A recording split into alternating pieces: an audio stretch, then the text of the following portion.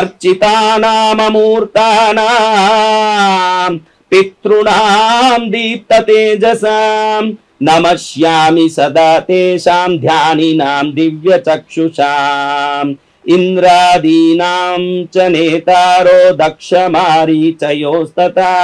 सप्तर्षीणां तथान्येषां तानमस्यामि कामदान् मन्वादीनां मुनीन्द्राणां सूर्यचन्द्रमसोस्तथा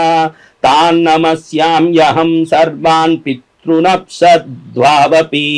नक्षत्राणां ग्रहाणां च वायव्यग्न्योर्नभस्तथा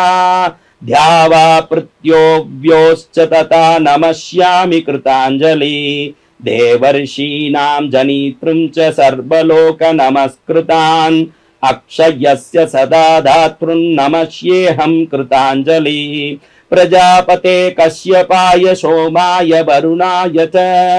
योगेश्वरेभ्यश्च सदा नमस्यामि कृताञ्जलि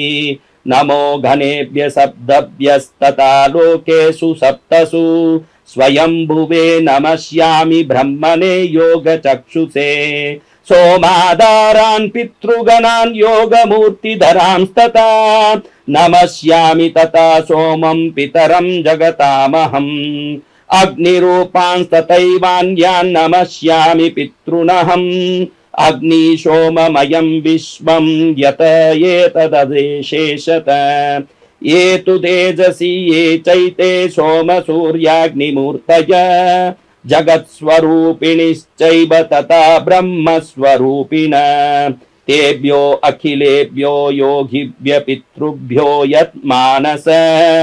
नमो नमो नमस्ते मे प्रसीदन्तु स्वधा भुज।